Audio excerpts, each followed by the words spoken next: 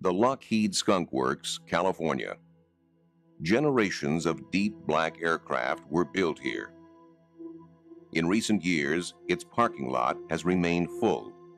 Yet officially, it has little work underway. Too little to explain all the activity. Production of its Blackbird spy plane is long finished.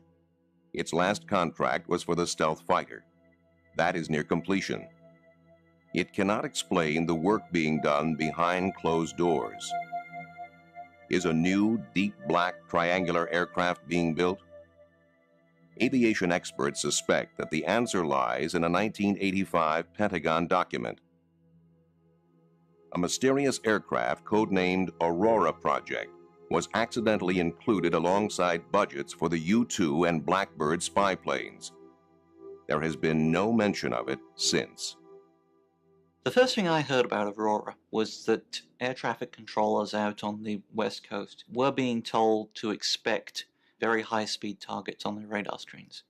That it was a classified program, that they weren't to panic and they weren't to report it to anybody else. The next piece of information, and the one that I think really started me investigating the Aurora story, was a sequence of sonic booms over California. On Thursday, June 18th, 1992, at 7 in the morning, and on 6 other Thursdays at the same hour in the preceding year, there was a minor tremor in Los Angeles.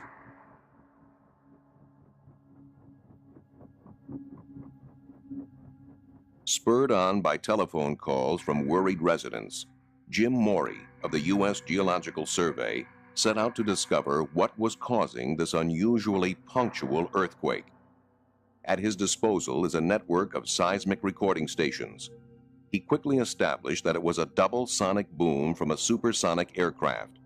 Morey compared the signature of the aircraft's sonic boom with the patterns produced by those of the space shuttle landing outside of Los Angeles and by the SR-71 Blackbird on its world speed record transcontinental flight in 1991.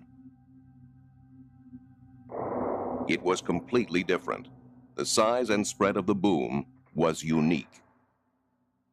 We actually have quite a few sonic booms in Southern California. One of the reasons is that the space shuttle lands at Edwards Air Force Base, which is in the desert here. It's possible to tell the direction, the speed, and the height of the object that's producing the sonic boom if you have good instrumental recording. So for these mystery booms that we saw, it's clear that they are flying offshore. Because we don't have any stations there, we don't have very much data, so we really couldn't get an accurate estimate of how fast that particular object was traveling. All we can really say is it was traveling faster than the speed of sound. One of the possibilities that it could be meteorite, and there are instances of meteorites producing similar booms. Obviously, though, a meteorite happening every Thursday morning seems a little unlikely. The official explanation was that U.S. Navy fighters were responsible, but few experts were convinced. The breakthrough came when Bill Sweetman received an eyewitness drawing of what he felt could only be the Aurora.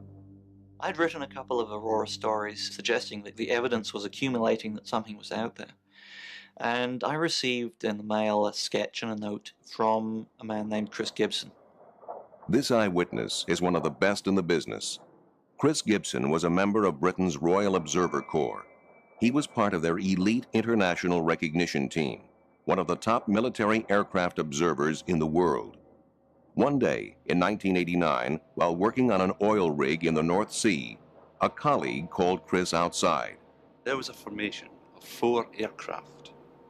The lead aircraft was a KC-135 Stratotanker, and off its port side were 2 F-111 fighter bombers. Off the tail of the KC-135 Stratotanker was a black triangular aircraft.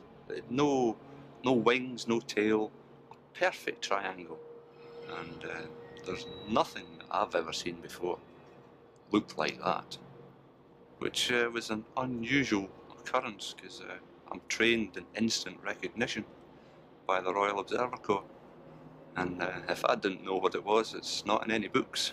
This shape and the sonic booms told Bill Sweetman a great deal. If you're looking at an aircraft that is designed to fly at what's loosely called hypersonic speeds, that's 5 or 6 times the speed of sound or upwards. There are several things that become absolutely essential. One is that you require a very high degree of sweepback on the wing leading edges. Otherwise, you start getting into severe problems of drag and aerodynamic heating.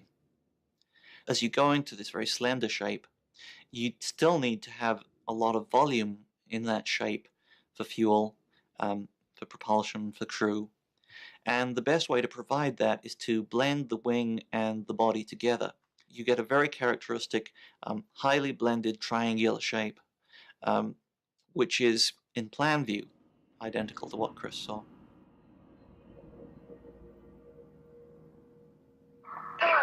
In Amarillo, Texas, Steve Douglas may have captured photographic evidence of the Aurora.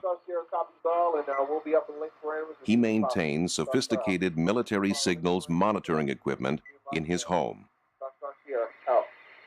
I think it was March 23rd, 1992. I was back here in my office when the house was shook by what sounded like a large sonic boom. I'd heard a lot of sonic boom before, so I know how they sound, but this one seemed to continue. It wasn't just a crack boom and left. It was a rather large shudder that you could feel in your chest, and the windows vibrated. And that's when I saw this very high-speed aircraft flying over the house at incredible rate. I grabbed my camera, knowing it was something different, especially because of the way the contrail worked. The Donuts on a Rope contrail is produced by no conventional aircraft. Its engine noise is also unique. It's a deep, thrumming, regular, pulsing, booming noise, like somebody unzipping the sky. You feel it more in your chest than you hear it. It doesn't sound like a jet. It doesn't sound like a rocket. It's just very unique and an amazing sound. The Donuts on a Rope contrail has been reported from around the world. This never-before-seen footage was taken by an amateur cameraman from a transatlantic passenger jet. It is very hard to hide an aircraft like the Aurora. Steve switched on his radios. On a military frequency reserved for spy satellites, he heard the call sign, Dark Star. Dark Star Sierra Formation Crew. Dark Star Sierra Formation Crew. Dark Star Sierra Formation Crew. Dark Star Sierra Formation. Be advised for that. Dark Star Sierra, out. I'd never heard Dark Star before, and I keep lists of thousands of call signs. The contrail and engine noise are the signature of a pulsed detonation engine, the kind of engine necessary to fly at hypersonic speeds. With a cruising speed of 5,300 miles per hour, Mach 8, operating in near orbit at an altitude of 50 to 80 miles, the Aurora could reach anywhere in the world in 3 hours.